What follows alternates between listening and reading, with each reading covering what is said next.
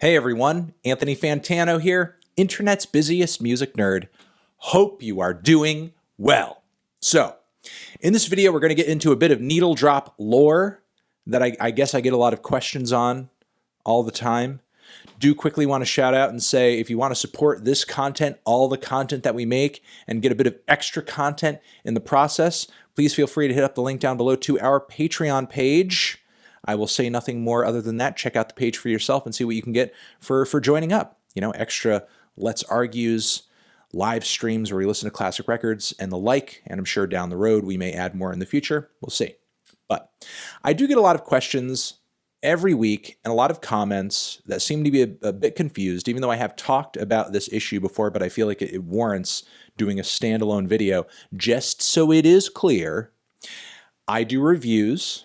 Those reviews function on a scale that many of you are well familiar with at this point, but just as a bit of a refresher, because I do think there are some people who may not be aware, may not understand. It's a 0 to 10 scale. Everything from 5, which is pretty much indifference, over to 0 is negative. Those are negative feelings. And everything above indifference is sort of just a different shade of positive. And this scale is just reflective of my personal enjoyment of the album that I'm reviewing. It's not some kind of review where I'm grading it based on like a set of objective criteria that I refer to for each album. That's not my process. But having said that, there is a bit of an outlier in this scale that some of you have noticed as of late.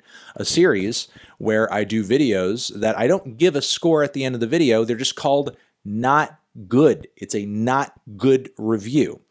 And the more of these that I do, people are asking like, what's the difference between a not good and a 0 out of 10 or a 1 out of 10 or a 2 out of 10? Good question. Let me explain it to you.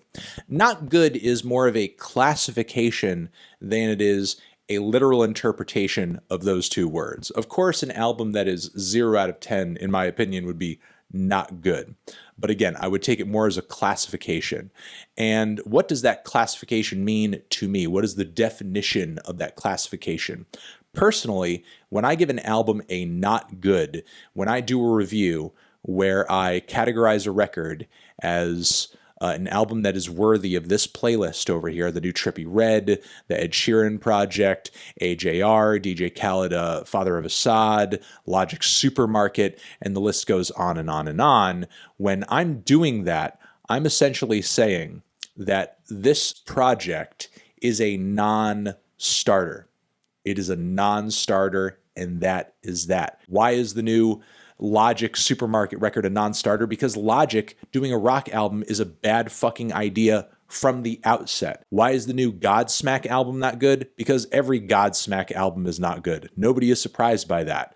Why is the last Gunna and Lil Baby collaborative project not good? Because both dudes are just, in my opinion, worthless young thug clones that have no lyrical substance, very little in the way of vocal ability, and are just kind of riffing over these terribly generic trap instrumentals that have no distinct qualities to them whatsoever. All of these things, to me, again, are non-starters. They're so thin on value. They're so thin on ideas. They're so thin in entertainment value, I'll say entertainment value, that they're not even really worth deep listening, deep discussion, deep anything. Like the Little Dicky I'm Brain EP. Yeah, that was going to be shit no matter what, because it's a Little Dicky EP where he's pretending to like rap from the perspective of, I guess, his own brain. It's terrible, okay? There's no way I'm going to spend as much time analyzing that as I would if, let's say, hypothetically, Kendrick Lamar came out with a record that I genuinely thought was like 2 out of 10. Even if I did give that new Kendrick Lamar record a bad review, I at least went into that review,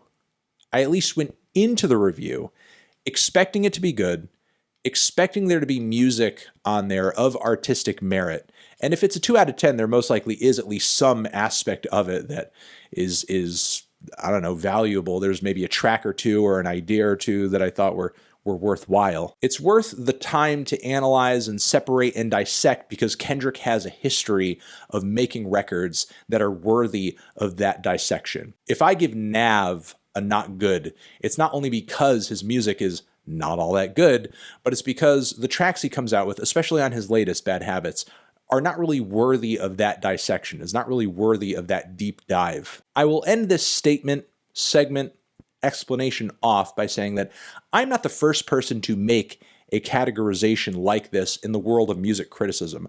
I wouldn't say I was inspired by this scale, but again, certainly who came first to a categorization like this is a man by the name of Robert Christgau, who we've talked about on the channel before. He's known across the music journalism world as the dean of American rock critics. And he has this categorization that's been around for a long time where it's this dud categorization. It's just this little bomb that you might see over here on the screen. And he's categorized and sort of reviewed a lot of records over the years just be this bomb. And as he defines a dud over here, it says, a dud is a bad record whose details rarely merit further thought. At the upper level, it may merely be overrated, disappointing, or dull. Down below, it may be contemptible.